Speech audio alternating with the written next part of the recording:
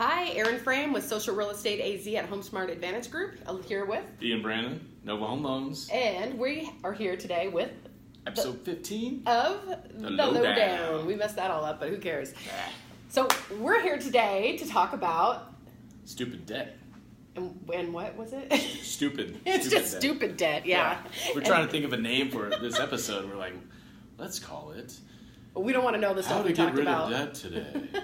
We're not going to do that. No. Because obviously you're never going to watch it if we put that down there. You might, I guess. But it's stupid, right? Yeah, it's stupid. No one likes it. So anyway, what exactly were you referring to when you say stupid debt? Well, I was thinking, after the holidays, I was talking to a client, and he was like, oh, man, Ian, I know you have to rerun my credit, but guess what?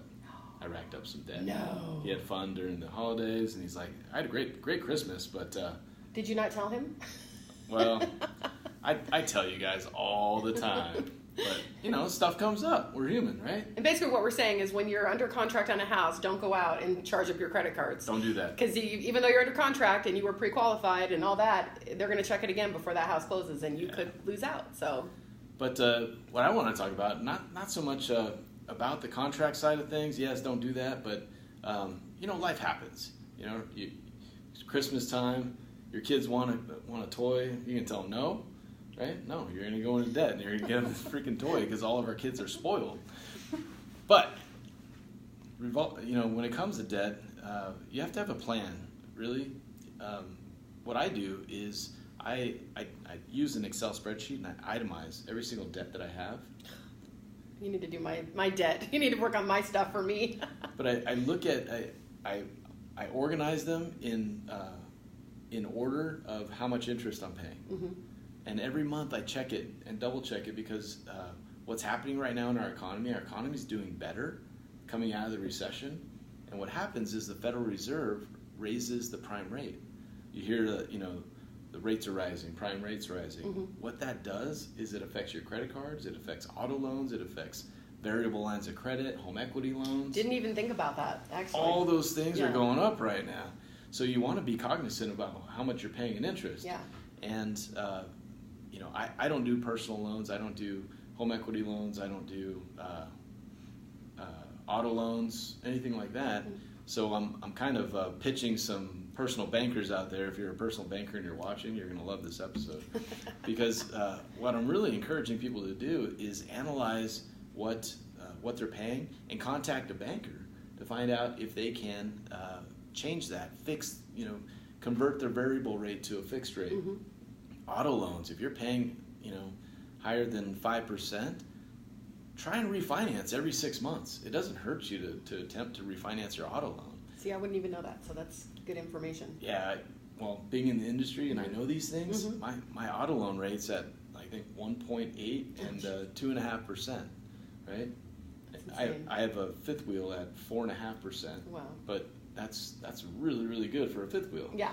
So the point here is rates are going up as far as the federal funds rate, how much the federal government charges banks to borrow money from them. And what do the banks do? They forward on that expense to you. Sorry. What's going on, Aaron? Nothing. We're good. It's not a call. Don't worry. So yes, I totally see what you're saying. So you want to make sure that you're really proactive when it comes to making sure that your rates are not changing overnight. Yep. And if they are, you want to obviously call and see if there's something that you can do about it. And think about a budget. When you're looking at how much you're paying out every single month, use that as a budget to figure out expenses for the next month. And it's a good time to do that because tax season, right? Mm-hmm. There are a lot of people who get a tax refund. And if you're going to get a tax refund, you want to go blow it at Disneyland or Vegas, right? But the responsible thing to do would be to pay off Christmas. All your credit cards, exactly. And we hope we get our tax refunds this year, right? Yeah, because the tax laws changed, so. And also the shutdown. That's right. Into that, yeah. So what are there, 18 days now? Mm-hmm. 18 days shutdown. So long time. Yeah, the IRS is affected by the shutdown. Yep. And so back to the debt. So one thing we were talking about a little bit before, I don't know if I'm just jumping all over the place, but that's kind of how you But roll. I know. Is what were we talking about before? Jumping around. Oh my God. No, just how credit card companies will actually raise your limits, Right. often without even telling you. They don't have to tell you because you sign up for that in the beginning. So when you apply for a credit card and it says, "Do you agree to our terms and conditions?" Yeah. And you say yes, that's what you're agreeing to. Yeah. We're gonna raise your limit because we want you to get in more debt. It's awful. You've been so good about paying us on time. We're gonna give you more, right? And they do have to tell you. They send you a letter that says, "Hey, we raised your limit," but most people, they just go with it. I would just get excited and spend That's in the right. past. I'd Absolutely. be like, wow, I've been really great, making on-time payments, and they reward you, so to speak. They do reward you until you mess up. Yeah. Because the other thing that's in those terms and agreements that you sign without reading is they can increase your interest rate 10% if you miss a payment.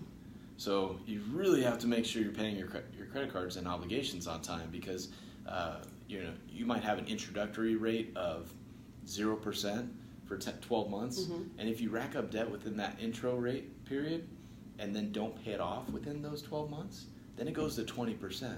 And if you miss a payment, then it goes to 30%. It gets And I out thought of control. 24.9 was the max, and I guess that's not true. Not with penalties. Wow, yeah, that's crazy. Yeah. So credit cards, really, any type of debt, you really just want to be cognizant of what you're spending. Hi, Carla. She's in the other room. I know. Hi, LaDawn. So just be aware of how much you're spending on that certain debt, and contact a banker and see if they can convert that debt to a lower interest rate debt.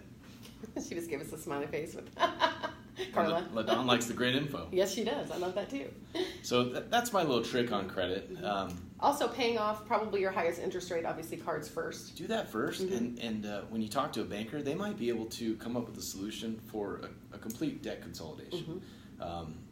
Sometimes debt consolidation loans are fixed rate loans, but when you look at fixed rate loans, sometimes they're a higher interest rate than the variable interest rate loans.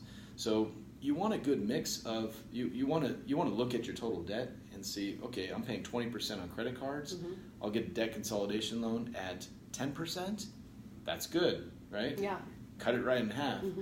The downside is that payment might be a little bit higher than what you're expecting because you're paying principal and interest, you're paying down the loan, and you have a set time frame which that loan is going to be paid off in. So then make sure that you do your research before it might sound better, but it might not be better. Yeah. Yeah. So. And just be prepared for what that monthly payment's going to be. And one thing, like when I meet somebody, let's say at an open house, and they're looking to buy a house and they're not sure where to start, this is a huge reason why I like to send them to my lender, so he can look things over and give them ideas. Because even if they're not ready to go, he can give them some great pointers on, how to lower that debt and what needs to be paid off and things like that. So it's really important to kind of know where you're starting when you're looking to buy a house. That's a good point. Sometimes I run into clients who tell me, I'm getting ready to pay off this debt. And I say, whoa, don't do that yet. Because paying off debt sometimes actually hurts your credit if you close out the account too. Because if you think about it, I'll give you a little visual. On credit, when you have credit cards, if you have $10,000 of available credit and that $10,000 is not used, and then you max it out, we all know that's bad, right? But how much available credit do you have if you have a maxed out credit card? Zero? Yeah. Zero. Of course. Right? New scenario, same thing, $10,000, and you pay off and close out that account. How much available credit do you have? Zero. Yeah. So, but now you don't have the flexibility. Exactly. Yeah. And your credit score is based on that available credit. So if you're thinking about closing out a card, it's better to pay it off and keep it at a zero balance and leave it open. And the credit card companies, they'll leave it open for you, for 12 months before they'll start hassling you about not using that card. And isn't it true that it's good to keep a third of the balance? Is that right? 30% or something? I've heard that before. It's not necessarily good to keep a third of the balance because you're paying interest on that third. But you don't want to exceed that third because then it makes it look like you're kind of pushing your limits on how much you can borrow. Okay. Anything else? I don't know. Good info. Anything more to jump around on? Shut up. So that was debt today. So I'm so glad. Debt. Stupid debt. Exactly. See, I'm two-time. Two-time Aaron. Yes. Friend. So, like the Vogue. So thanks for joining us today. I hope that helped out a little bit, because I think people often have questions about debt and kind of how to go about it, because it's super overwhelming. I have definitely been there before. I've ruined my credit in the past, and it's been hard to come back from it. It really is. You're actually not designed to come back from it. Yeah, it's really sad. It's a rabbit hole to get into. So if you're getting a tax return refund, use that to pay off your debt from the holidays. And if you need any advice or guidance or just want to talk, give us a call. Yeah, sounds good. And also, if you have any ideas for future shows, we'd love to hear about them. Yeah, we got to go to a small business or something, or a restaurant. Something different. I'm doing a juice cleanse right now, so he's kind of if you're a restaurant that wants to feed me, let us know. We're up here in the Catalina foothills, but we'll travel. We'll spotlight your restaurant for Exactly. you. Well, thanks for joining us today. Guess that's it. Boom. Boom. Peace. Peace out, guys. Bye.